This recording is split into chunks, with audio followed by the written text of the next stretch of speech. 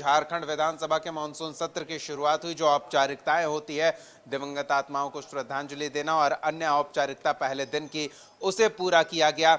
लेकिन पहले ही दिन बाहर जो पक्ष और विपक्ष के सदस्यों ने संकेत दिए, उससे ये साफ है कि ये मानसून सत्र, जो कि चुनाव से पहले का सरकार का आखिरी सत्र होने वाला है, वो बेहद ही गहमा गहमी वाला रहेगा। और विभिन्न मुद्दों को लेकर इस सत्र में विपक्ष जहां सरकार पर हमलावर नजर आएगी, तो सरकार की कोशिश होगी कि विपक्ष के हमलों को कुंद किया जाए, क्योंकि चुनाव से पहले इस सत्र में जो कुछ भी होगा उसका व्यापक प्रभाव चुनाव में देखने को मिलेगा। तो क्या संकेत पक्ष और विपक्ष के सदस्यों के बयान से मिल रहा है कि यह मानसून सत्र कैसा होगा आगे वाले दिनों में, वो जरा देखिए। भारत सरकार अभी केवल अपनी सरकार को बचाने में मोदी जी लगे हुए हैं। केवल अपने बैसाखी को कैसे मजबूत रखें, इसके लिए सारा बजट तैयारी किया गया। भाजपा शासित राज्यों के मुख्यमंत्री तक नाराज हैं। विपक्षी दल की सरकार की तो बात छोड़ दीजिए, इन्होंने जिस प्रकार से बजट का एलोकेशन किया है वो संघीय परंपरा के लिए बिल्कुल खतरनाक है। ये कहीं से उचित नहीं है कि संघीय व्यवस्था में राज्यों को इग्नोर कर दिया जाए और केवल अपनी सरकार बचाने के लिए जिस प्रकार से इन्होंने बजट का इस्तेमाल किया है वो बहुत ही अनैतिक है।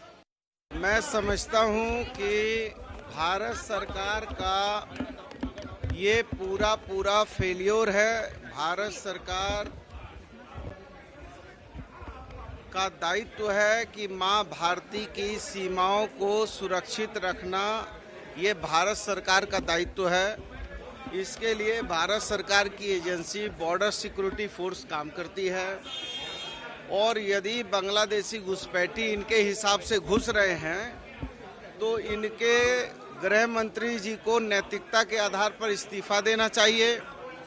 कल को यदि इनके हिसाब से बांग्लादेशी घुसपैठी घुस रहे हैं तो कल तो आतंकवादी भी घुस जाएंगे। देखिए, सदन जनता की आवाज़ होता है और ये सदन जो है 3 करोड़ जनता का हित के लिए सदन में सारे जनप्रतिनिधि आता है। इसको हमेशा ये लोग जो बाधित करता है और परेशान करता है, ये कतई अन्याय है। चूँकि पंचम विधानसभा का ये अंतिम सत्र है, आप अंतिम मान रहे हैं, लेकिन हम तो सोच रहे कि यही मेरा शुरुआत है। चूँकि आने वाला दिन भी हम सरकार बनाएंगे और बेहतर ढंग से इस राज्य को और बेहतर करने का प्रयास करेंगे। रहा बात घुसपैठ का, जहाँ तक बात है, ये जिम्मेदारी किसका था? केंद्र सरकार के लापरवाही के चलते ही आज ये सारे चीज़ हुआ है। और निश्चित रूप से राज्य के हित में, झारखंड के हित में, झारखंडियों के हित में और झारखंड के सर्वांगीण हित में हमारे राज्य सरकार काफ़ी संवेदनशील है। जो भी निर्णय लेना पड़ेगा वो तैयार है। जहाँ कोई फैक्ट्री नहीं है, जहाँ कोई आने का साधन नहीं है, रांची में नित्य नए कॉलोनियाँ बस रही है, यहाँ भी किसी मतदान केंद्र पर 600 से 1400 नहीं होता होगा।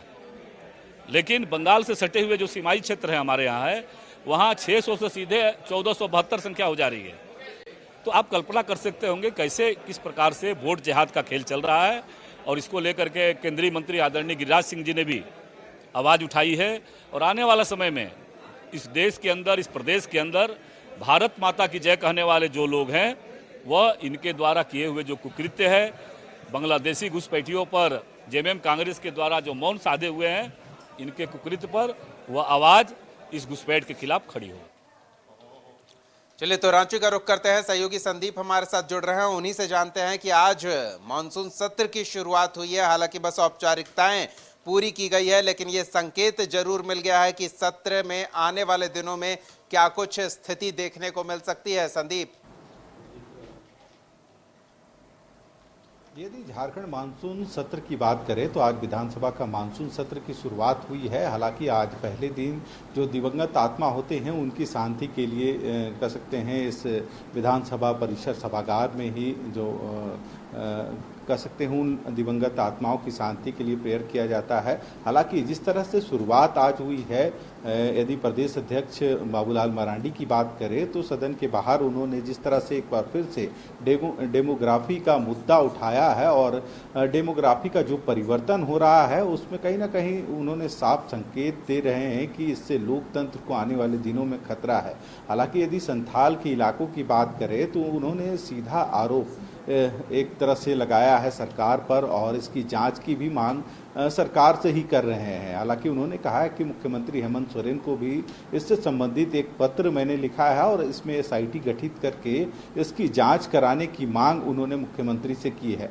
हालांकि उन्होंने अपने संबोधन में जरूर कहा है कि संथाल के कई ऐसे इलाके हैं, हालांकि यदि 5 जिलों की बात करें संथाल में, तो वहाँ पे जो डेमोग्राफी में परिवर्तन हो रहा है और खासकर यदि आदिवासी और जनजातीय लोगों की बात करें तो उनकी संख्या दिनों दिन घटती जा रही है। यह आरोप बाबूलाल मरांडी का है। उनका जो आंकड़ा है उसके आंकड़े को देखा जाए तो वे जहां एक ओर आदिवासी और जनजातियों का जो जनसंख्या है वह काफ़ी घटा है और जो मुस्लिम समुदाय का संख्या है वह काफ़ी बढ़ा है, इसका आरोप लगा रहे हैं। हालांकि इससे पहले भी बीजेपी कई बार डेमोग्राफी में परिवर्तन या कह सकते हैं जो बांग्लादेशी घुसपैठी है उसको इस बार चुनावी मुद्दा बनाने की मुहिम में है।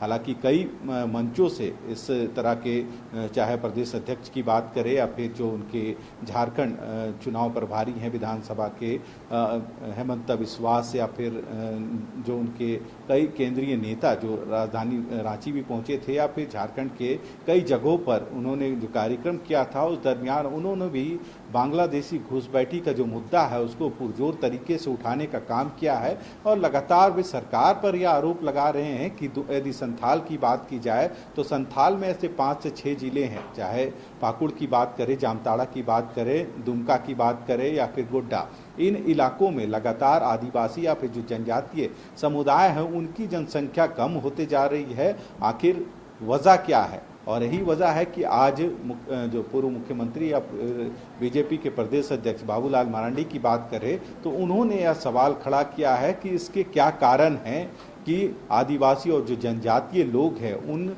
इलाकों में ही बिल्कुल संदीप, लेकिन जिस मुद्दे को लेकर विपक्ष INDI अलायंस की सरकार जो झारखंड में है उसे घेरने की कोशिश कर रही है, उसी मुद्दे को लेकर बीजेपी पर आरोप लग रहा है कि अगर घुसपैठ हुई है तो केंद्रीय बीजेपी का नेतृत्व विफल रहा है घुसपैठ रोकने में, ये झारखंड में बताया जा रहा है और बीजेपी पर उसी के हथियार से हमला बोला जा रहा है।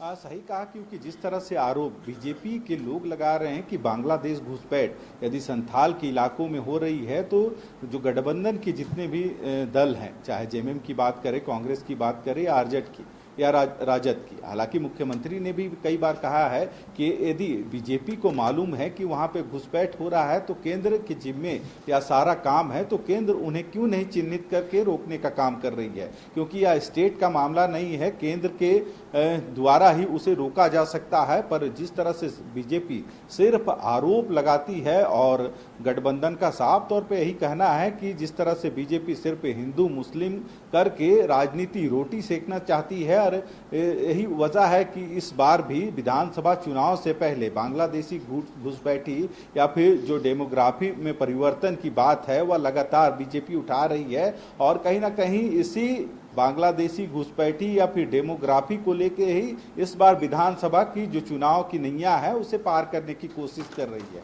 पर हर एक सवालों का जवाब गठबंधन की तरफ से भी दिया जा रहा है।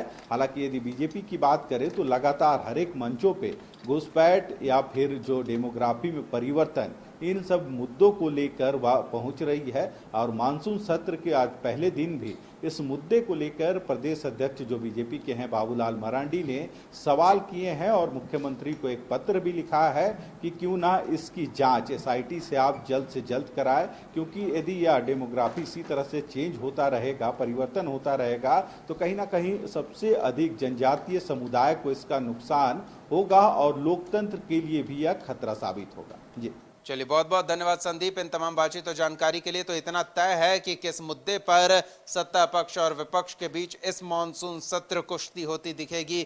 विधानसभा के अंदर भी और विधानसभा के बाहर भी झारखंड में घुसपैठ का मुद्दा प्रभावशाली तरीके से उठता दिखेगा और ये चुनावी मुद्दा भी बनता नजर आएगा। हमारी नजर बनी रहेगी। फिलहाल न्यूज रूम लाइव में इतना ही। कशिश न्यूज पर खबरों का सिलसिला जारी रहेगा। देखते रहिए कशिश न्यूज।